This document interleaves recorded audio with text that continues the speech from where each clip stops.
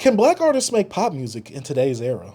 Now I got this because shout out to Galvin from the Blurred Mind podcast. I saw him quote tweet this and he said something about it. I responded as usual because I just like to argue with him sometimes.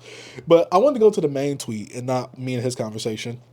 Chloe Bailey recently said that her music is categorized as R&B because she is black. And this is her quote. Any music I do will easily and quickly be categorized as R&B because I'm a black woman. If someone who didn't have my skin tone made the same music, it would be in the pop categories. That's just the way it's always been in life. And another quote that she has, music has no race. It has no genre. It has none of that. It's just a feeling and it's a vibration. Like, B? It's like when I read that and like I understand what she's saying because it's some truth in that. I think it's truth in a little bit of both. But I also think that I don't think your music just is that good enough to. Not I don't want to say it's good enough. It's just not reaching a certain audience. And so, this is why I told you earlier this week. I'm glad that I was listening to the Chloe and Bailey album, and I was listening to more. You listen to her album by herself? No. I think I will though this week because I think if you listen to her album, you'll get more of a pop vibe too. Okay. Yeah. But like I said, R&B. Yeah. And like you said. And we've talked about this for I don't know how many podcast episodes. This is always going to be the podcast seemed like it's longer to me in my head because we had a whole freaking conversation before we even hit record. So, my thing is this: as a black woman, generally you're going to be looked at as an R&B artist because black women being in pop is not the norm. Like, who's the pop artist that we have, black woman wise, in pop? We have Nicki, Beyonce, SZA now, Whitney Houston. Yeah, Whitney was back in the day though. But yeah, I was just saying in general, like just to say, like look at how long those generations are. Doja Cat, Rihanna. We have Rihanna. We have 6 out of how many years of pop? Like that's not many. Well, Tinashe tries to do stuff. Yeah, but I know her stuff never really just hit. But I mean, like people who look at them like, oh, that's a pop artist. That's what I meant. Yeah, okay. I meant that. Like not the whole like sound and all that. Like generally speaking, over all the years of music that we've had, when it comes to a black woman making music, it's mostly R&B, if not rap. But Aretha Franklin was huge. Oh, 7. Yeah, I forgot her. I don't know how I forgot her. Yeah. I don't know why I was thinking soul and funk for her. But yeah, and I hate to say it, but some people only see pop music as just popular music, music that's played on the radio, music that's played on that station. If you're not hitting that demographic, by that standard, because I still think pop has a sound, so I will listen to your album and see. But I think pop has a sound personally, and I think it does have the demographic aspect. But there's just some people who think that's just because of the demographic or the whole sound and demographic thing or whatever. It reaching the populace, the masses. Chloe Bailey only has 2 million monthly listeners on Spotify. Yeah. I hate to say it like this when I got to break it down in numbers. This is the quantitative data I was talking about.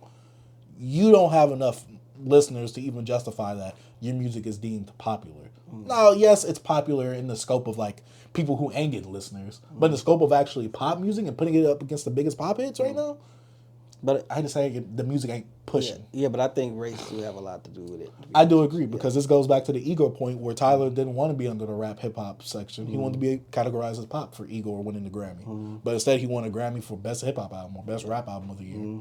So I do think that yes, she is right a bit. Now the whole like music doesn't have no genre thing, I think it's a bit muddy for me.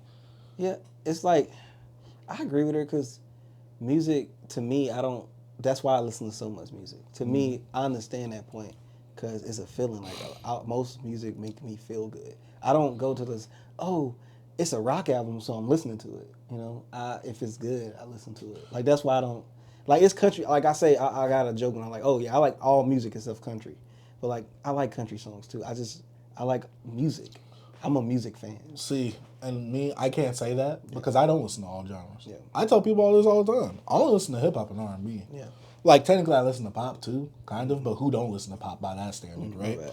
And so for me, I think there is a genre because not every single thing needs a specific detail, but everything needs to be grouped together. I get you. Like I'm not gonna say category. like because if genre don't have music, oh yeah, you like MF Doom? Let me go ahead and recommend you that Taylor Swift.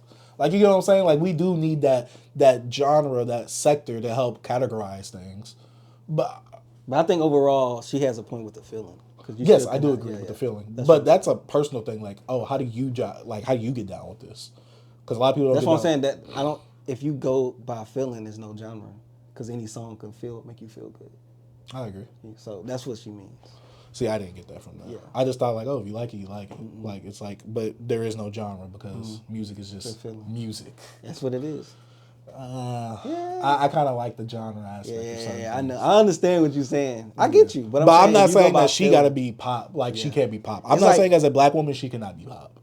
I think you can be because people like Doja Cat. Yeah, she could, but I'm saying like when it comes to be honest, like with the music industry, you gotta also look at wide variety of audiences. Like if you are a white artist, you will have more eyes on you, especially in the pop sector. Because that's the biggest That's section. so that's why she's saying her being black, she probably won't appeal to certain people. But if she have a song that's big enough, you could appeal to like you only get a few in. That's why I'm saying it's like I understand her, I get what she's saying, but I also see the other side. So I like I'm saying, I'm always in the middle because like what she's saying is not completely wrong. I agree. Because if you go by history, which I like to do, a lot of historical facts will point towards her direction when it comes to like race in pop music. Like you even brought up one with Tyler Creator. Mm-hmm. You can bring it up with history with a lot of artists critiquing the Grammys about that, especially with music. And so this is my thing. When artists do submit their music, do they get to choose to submit what genre they put it under? Because that's the interesting point to me. Yeah, but you got the people that's a part of the category when it comes to what they call them, a part of the Grammys and all these award shows that actually put them where they at. Or you can submit, but it don't mean you're gonna get in there. Or get inside. No, not the Grammys. I mean like when you put it on like Apple Music and you put it on streaming services and DSPs. And Do stuff they like do? Oh, this Like- is a hip hop genre. Like, does the artist do that themselves, or does the I actually don't know the streaming behind the platform scenes do? of like what. See, those and that's the thing too, platforms. because you know, on spot. I mean, I wish you could do it on Spotify. I know on Apple Music you could see the genre. Yeah. So I wonder if artists have any type of pull in that section. Because you also gotta look at playlists too, and people just, oh yeah, this is a popular song. We put this here. Like getting on playlists now is a big thing. Like maybe radio. she's not getting on those playlists. Yeah, facts. Streaming. Yeah, because I don't know, Chloe Bailey, while she might have the sound of a pop artist, the numbers don't justify it being pop music.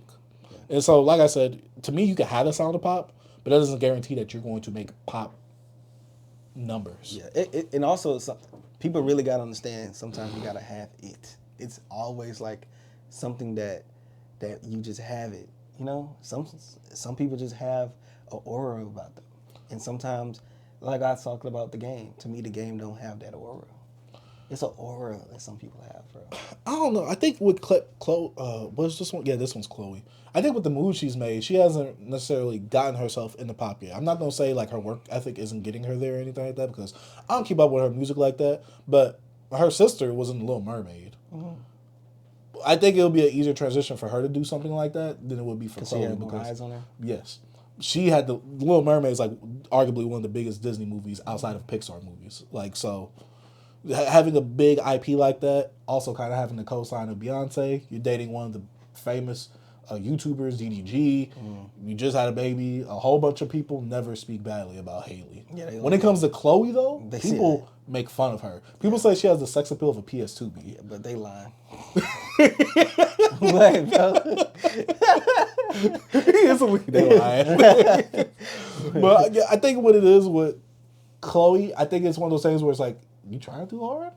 That's what it seems like. Because a lot of people either make her the joke when I do see her I see that too. on Twitter. I never see anything good about her music. Some girls here and there might say something, but besides that, I never like see people sharing her music. Yeah, I don't like her music either. Me and my girl, like, I actually laugh at her music as well.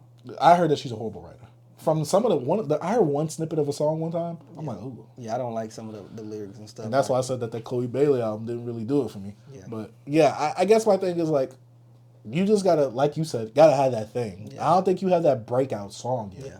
Because to me, honest, personally, I still don't even know your name like that. Yeah. Whenever I talk about one of y'all, I say, oh, Chloe or Bailey. I don't know which one. Victor Monet on her way, though. Victoria Monet? Yeah, Victoria Monet, my bad. I think she's there. She's on her way. I'm saying she ain't hit that yet. I think that On My Mama song did something for her. But I'm saying she's not where I think she can be. I agree. Like up there close to like a SZA or something.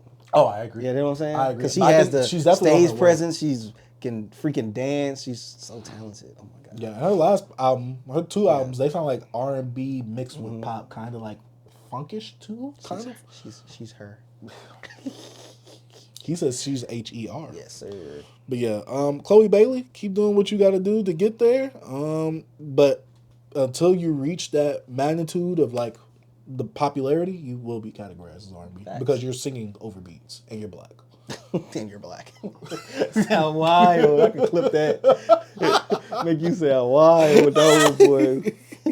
Make sure it's facing so they don't see my skin, B.